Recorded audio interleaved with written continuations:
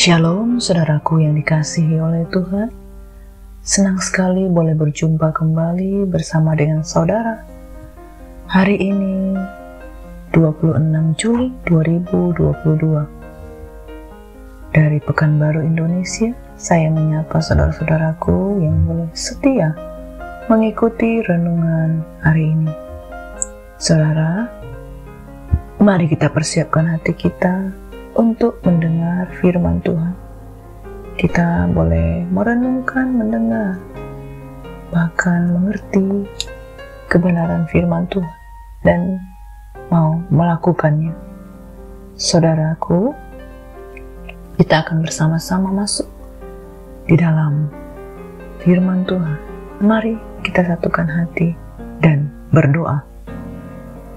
Bapa kami yang di surga, dikuduskanlah namamu, datanglah kerajaan, jadilah kehendak-mu di bumi seperti di surga. Kami bersyukur pada saat ini ya Bapa, kalau kami boleh memiliki kesempatan untuk dapat menikmati hadirat-Mu. Kami bersyukur Engkau memberikan kami pengharapan, kesukaan di dalam Engkau. Kami rindu untuk mendengar sabda-Mu. Berfirmanlah bagi setiap kami, ajar kami, sehingga hati kami akan penuh dengan damai sejahtera Allah dan dapat melakukan kebenaran. Terima kasih Bapa, Roh Kudus ambil alih hidup kami sepenuhnya. Kami serahkan pemberitaan firman Tuhan pada hari ini. Hanya dalam nama Tuhan Yesus kami berdoa. Amin.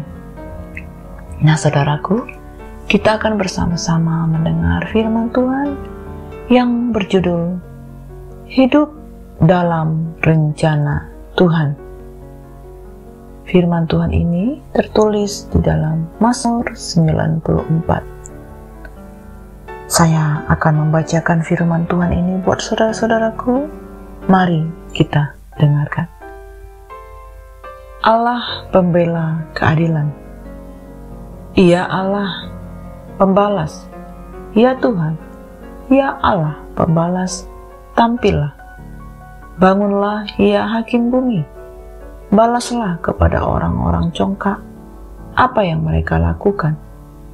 Berapa lama lagi orang-orang fasik, ya Tuhan? Berapa lama lagi orang-orang fasik beria-ia? Tuhan mengetahui rancangan-rancangan manusia. Sesungguhnya semuanya sia-sia belaka. Berbahagialah orang yang Kau ajar ya Tuhan, dan yang Kau ajari dari Taurat-Mu. Sebab Tuhan tidak akan membuang umat-Nya, dan miliknya sendiri tidak akan ditinggalkannya.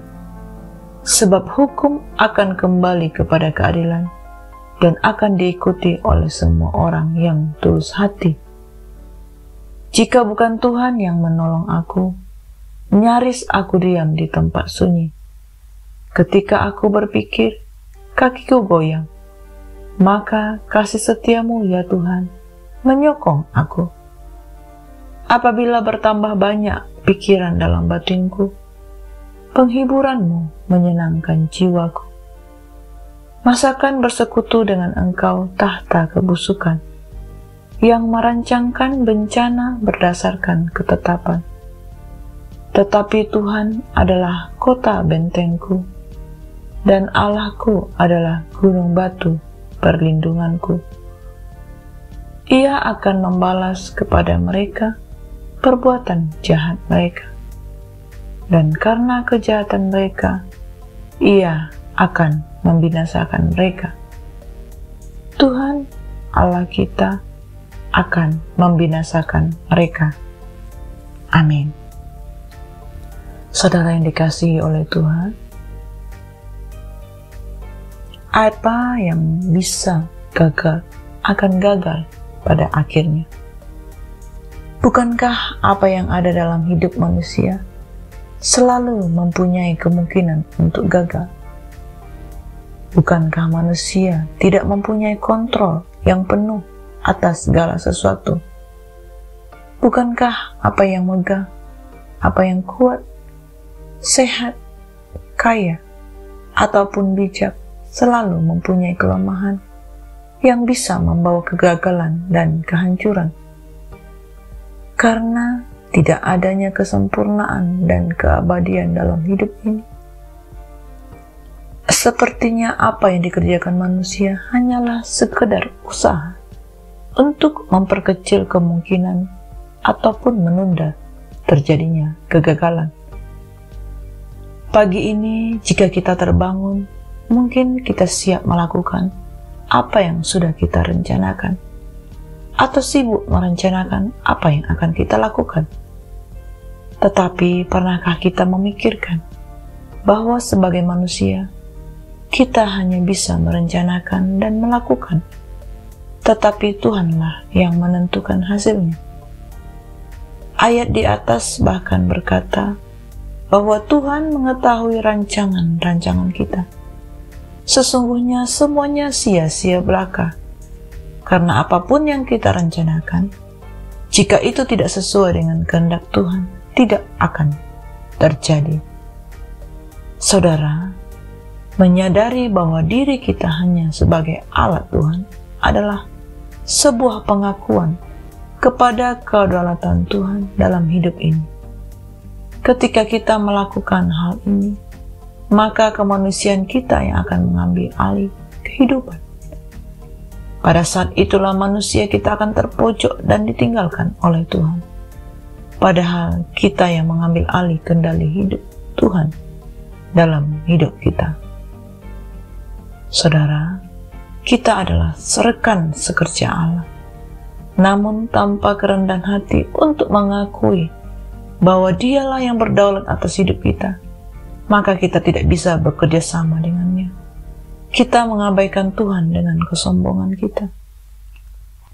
Firman Tuhan hari ini mengajarkan kita untuk berseru bahwa Allah pembela keadilan dan kebenaran, sebab Mazmur berkata, ketika aku berpikir, kakiku goyang, maka kasih setiamu ya Tuhan menyokong aku pada saat aku terbebani masalah yang besar dan ketidakmampuan menyelesaikan berbagai persoalan dalam hidup ini.